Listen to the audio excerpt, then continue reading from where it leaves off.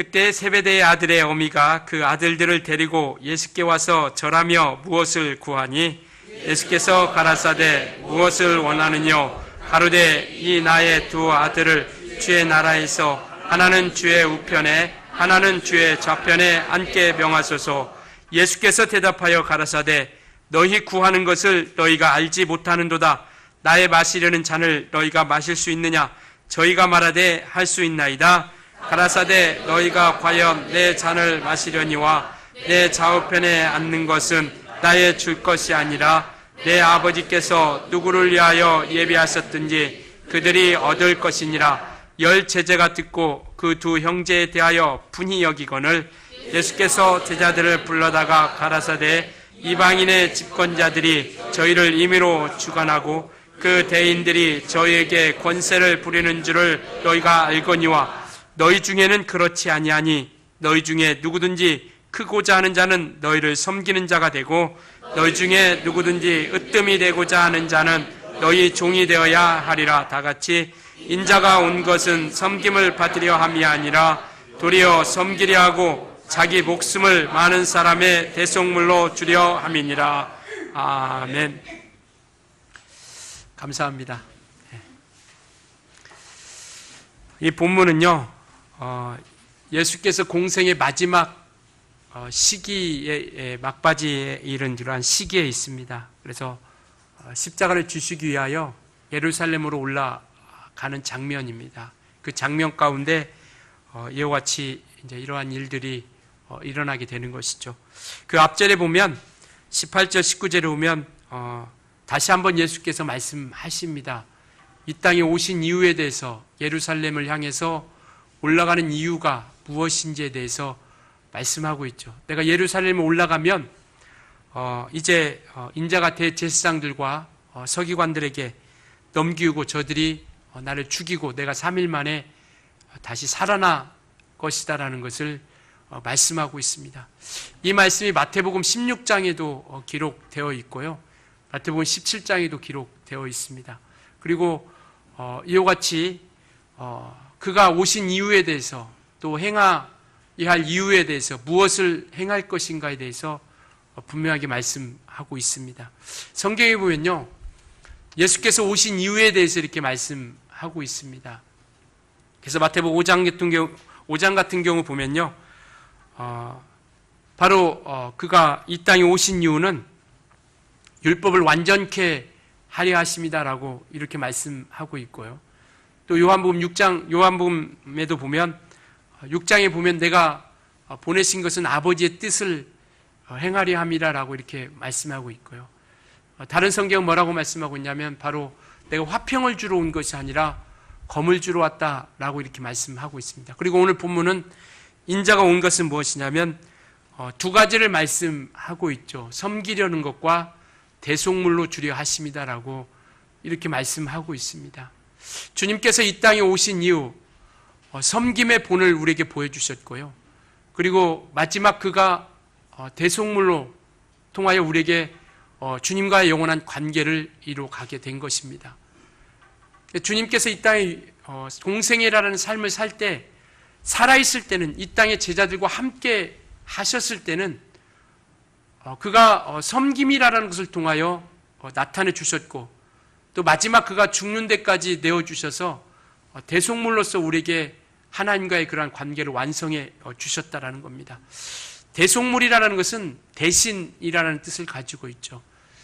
그리고 그가 대신 죄를 용서하기 위해서 그 죄의 값을 지불했다라는 겁니다. 그래서 우리가 속전, 속량 이런 걸 들어보셨습니다.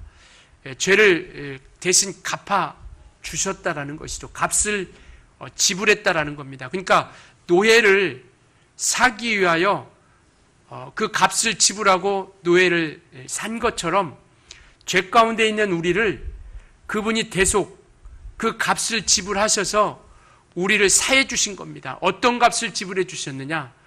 우리가 잘 아시는 것처럼 그가 당신의 목숨을, 인류의 죄를 위해서 그 목숨을 대신하여 그 값을 사신 겁니다.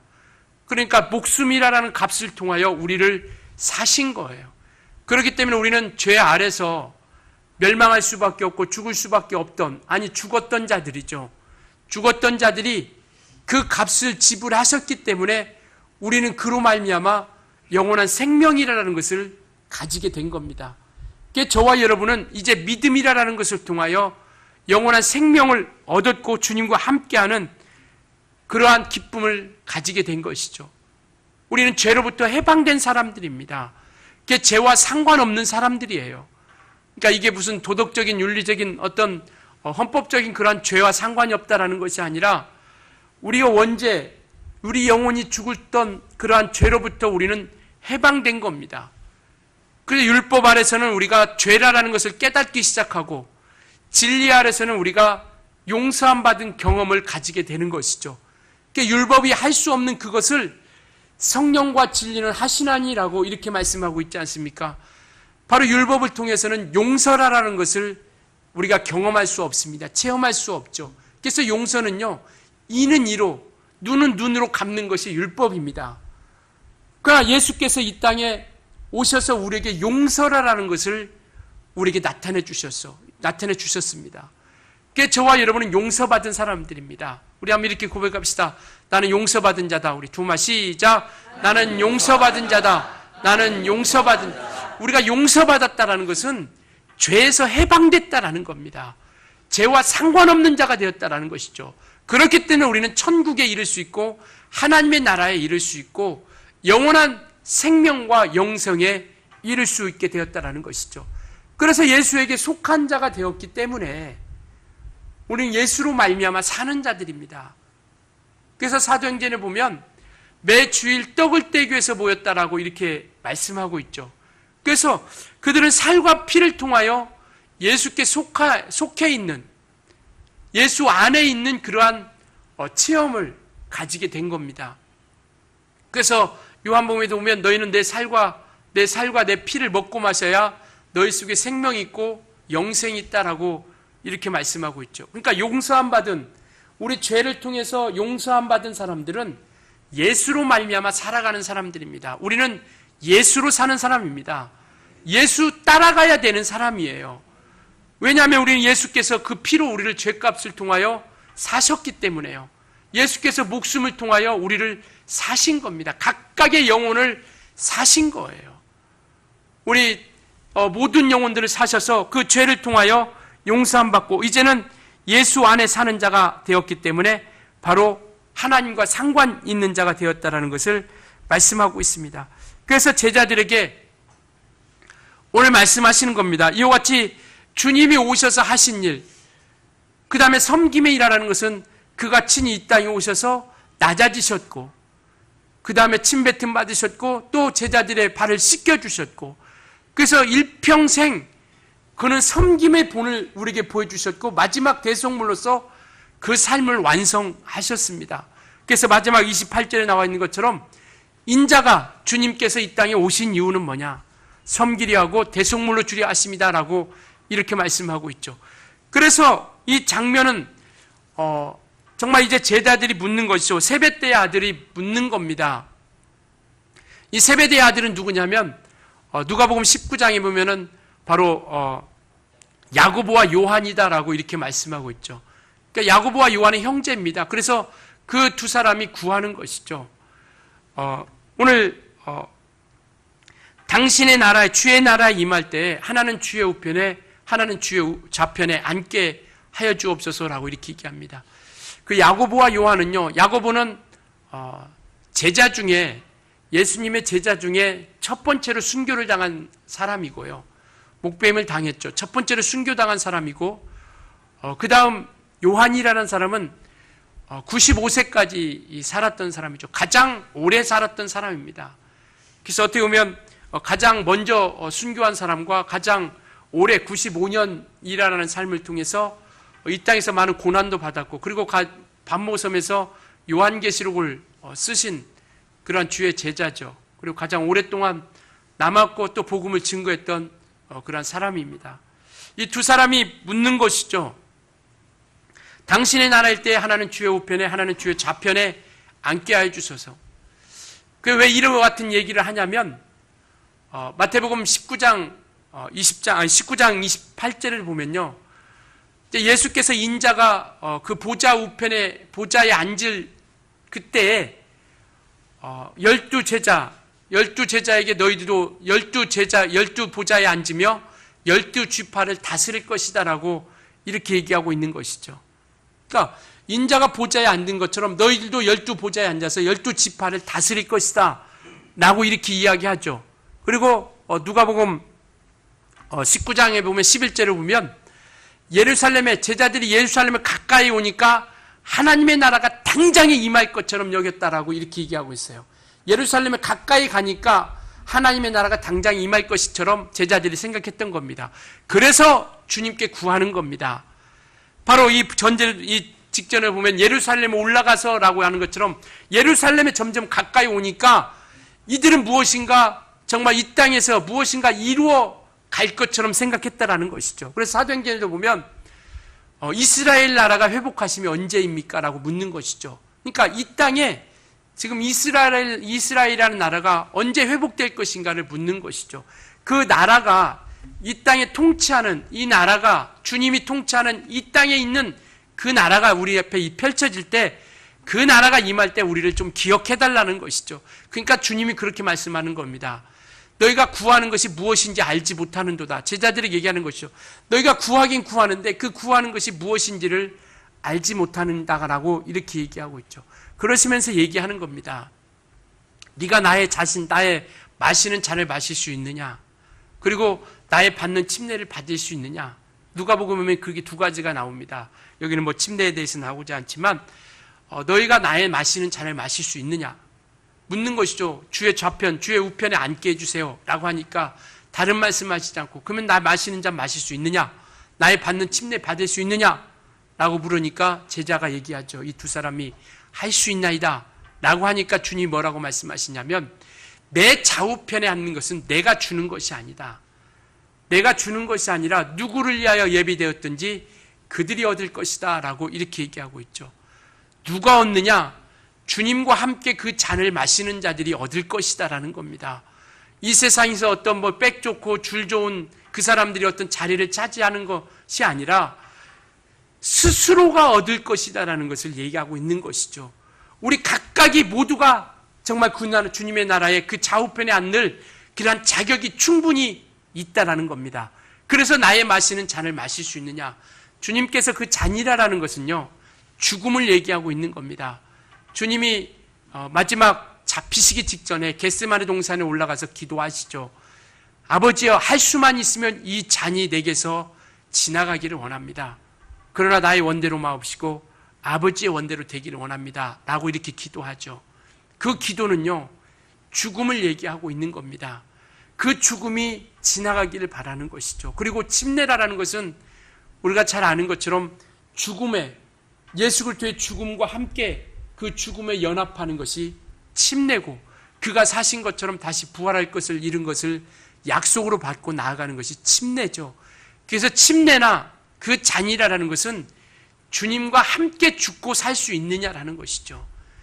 너희가 주님과 함께 나갈 수 있느냐? 주님, 나를 따라올 수 있느냐? 각각의 십자가를 지고 나를 따라올 수 있느냐? 그들이 얻을 것이라는 것이죠. 주님과 함께 가는 사람들이 얻을 것이라는 겁니다. 누구에게 주어지는 것이 아니라 주님과 함께 죽고 주님과 함께 연합한 그들을 하나님께서 예비해 주시고 그들을 위해서 주시겠다라고 이렇게 얘기하고 있는 것이죠. 그래서 이와 같이 누구를 위하여 예비되었든지 그들이 얻을 것이다 라고 이렇게 말씀하고 있습니다. 계속해서 예수님께서 말씀하시죠. 예수께서 제자들을 불러다가 25절에 보면 다시 한번 얘기합니다. 이방인의 집권자들이 저희를 임으로 주관하고 그 대인들이 저에게 권세를 부리는 줄을 너희가 알거니와. 세상 사람들은요, 세상이 그렇다라는 겁니다. 세상과 비교하는 거죠. 세상은 권세를 가지고 정말 자기 자신을 높이려고 하고 자기 자신을 나타내려고 하고, 세상 사람들은 자기가 할 수만 있으면, 힘이 있으면 남을 짓밟으려고 하고 자기 이치를 나타내려고 한다라는 것이죠. 거기 보면 임의로 주관한다라는 것은 뭐냐면 마구 내려 누른다라는 것을 얘기하고 있습니다. 세상 사람들은 권세가 있으면 그 권세를 통해서 마구 내리 누르고 할 수만 있으면 자기를 자랑하고 자기를 높아지려고 하고 자기를 섬기라 얘기하고 있는 것이죠. 그러나 주님은 그렇게 말씀합니다. 너희는 그렇지 않다. 세상은 이러할진데 너희는 그렇지 않다. 누구든지 크고자 하는 자는 섬기는 자가 되고 으뜸이 되고자 하는 자들은 종이 되라라고 이렇게 말씀하고 있죠. 이미 주님께서 섬김의 본을 보여주셨고요. 종의 모습을 보여주셨습니다. 그리고 오늘 각각의 자기 십자가를 주고 나를 쫓을 것이라 라고 말씀하시는 것처럼 으뜸이 되는 나라가 있다라는 것, 크게 되는 나라가 있다라는 것을 얘기하고 있고요. 그것이 어떻게 우리에게 삶에 대한 두 가지를 얘기하고 있는데 바로 그것이 섬기는 자가 되라라는 것이고요. 종이 되라라는 두 가지를 우리에게 말씀하고 있습니다. 섬기는 것은요, 봉사하다라는 뜻을 가지고 있습니다. 그리고 집사라는 뜻을 가지고 있어요. 봉사한다는 것, 코이네니아라는 헬라어로 이와 같이 봉사라는 것, 섬김이라는 것은 봉사하다, 집사, 또 이런 집사가 우리가 들었던 것을 기억하는 것처럼 먼지를 쓰다라는 것은 뭐냐면 이와 같이 섬김을 통해서 그와 같은 일들을 하는 것을 이야기하고 있습니다. 그래서 이와 같이 섬김이라는 것은 봉사하는 일을 하고 있습니다.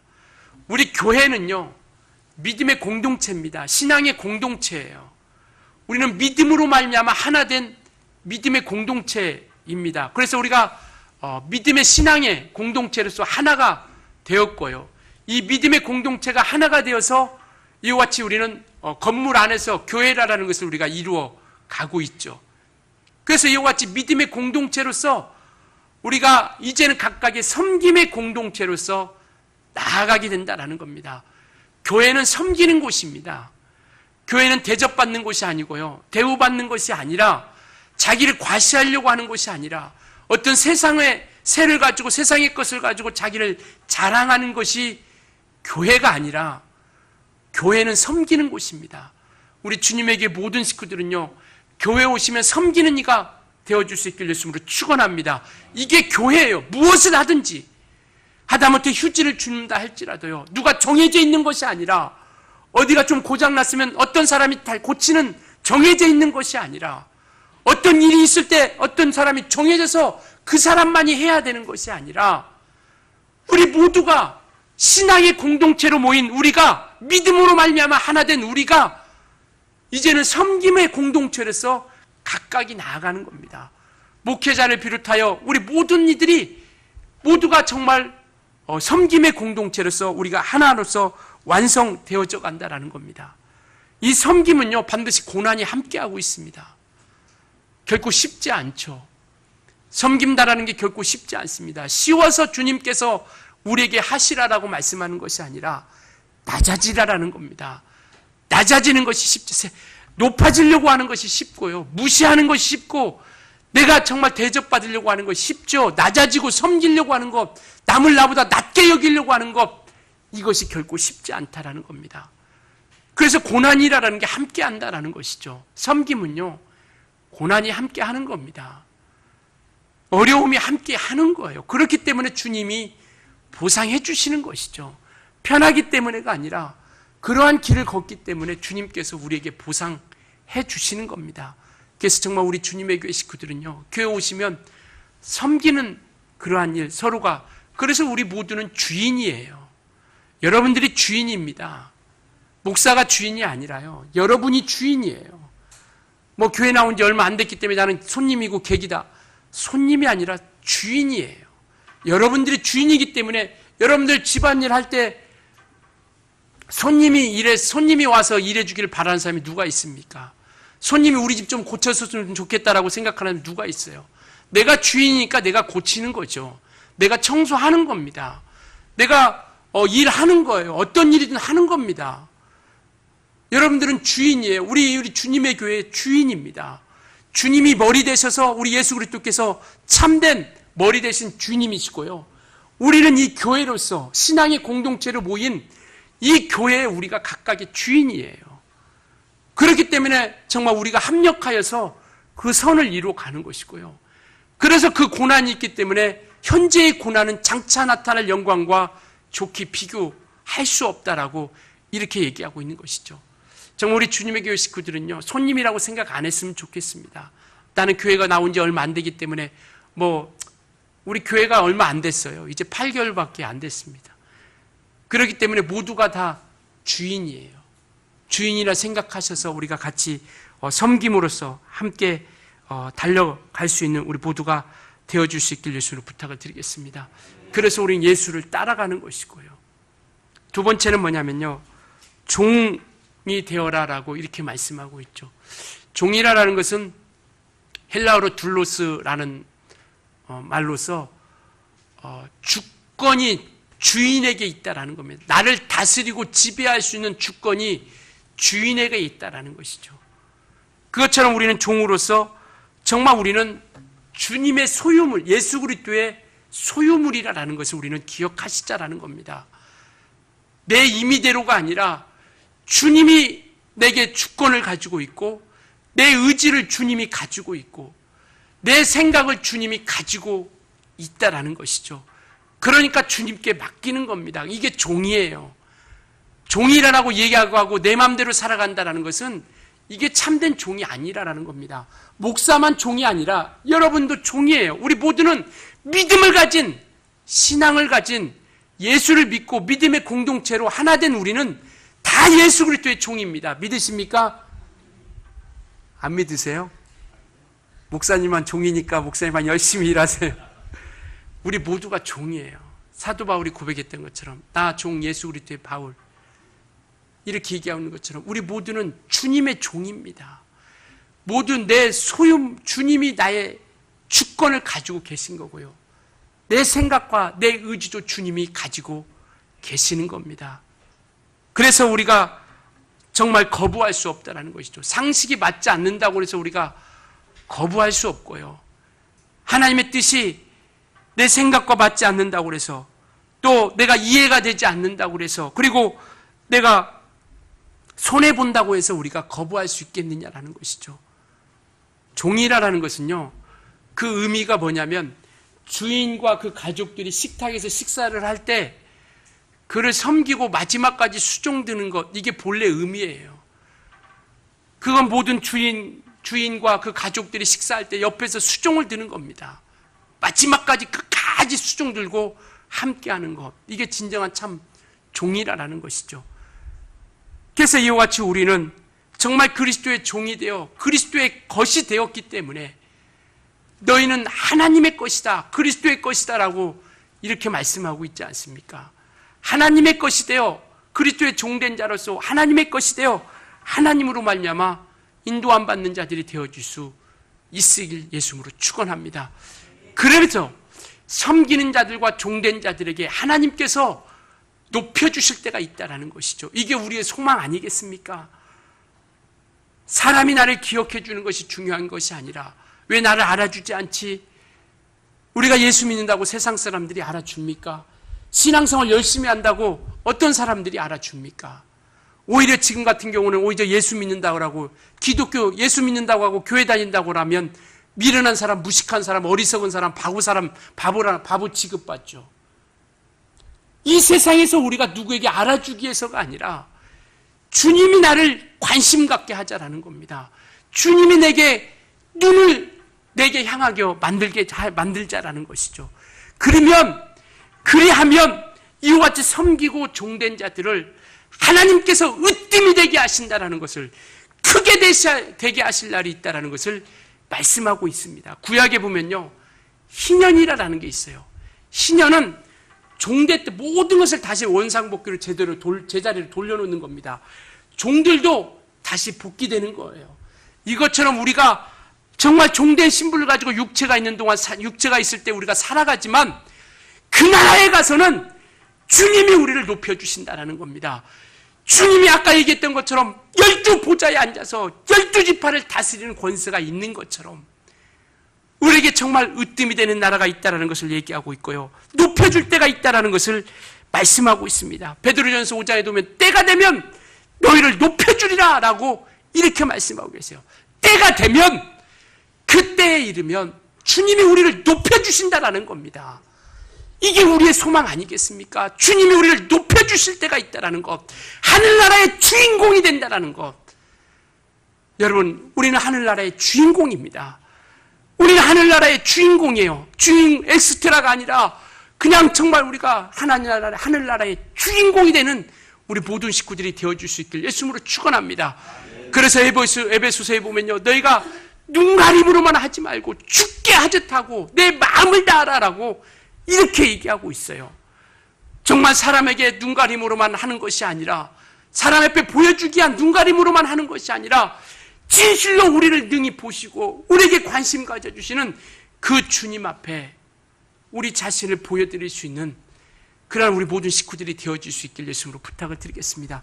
주님이 이미 그 길을 걸으시면서 그 본을 보여주셨고요, 이제는 우리가 그 길을 가는 겁니다. 이게 신앙인이에요. 이게 믿음의 사람입니다. 주님과 함께 그 길을 가는 것. 우리는 하늘나라의 주인공입니다. 나는 하늘나라의 주인공이다. 우리 두 말 시작. 나는 하늘나라의 주인공이다. 나는 하늘나라의 주인공이다. 그렇습니다. 저와 여러분은 하늘나라의 주인공입니다. 믿으십니까? 그 믿음이 있어야 우리가 이 땅에서 주님의 인도를 받을 수 있어요. 주님 앞에 이끌림 받을 수 있습니다. 성령의 다스림을 받을 수 있어요. 그분의 십자가를 우리가 질 수 있습니다. 잠깐 오면 오실리가 오시리니 지체치 않고 오시리라고 히브리서에 그렇게 말씀하고 계세요. 우리가 정말 이 길이 정말 많이 길고 정말 막연한 것 같지만 그러나 주님은 약속하고 있습니다. 내가 지체치 않고 오시리라고 이렇게 말씀하고 계세요. 주님이 지체치 않고 오신다라고 이렇게 말씀하고 있습니다. 오늘 이 땅에서 우리가 육체가 있는 동안 주님의 본을 쫓아 정말 낮아지고 섬기는 우리 모든 식구들이 되어줄 수 있길 예수님으로 축원합니다.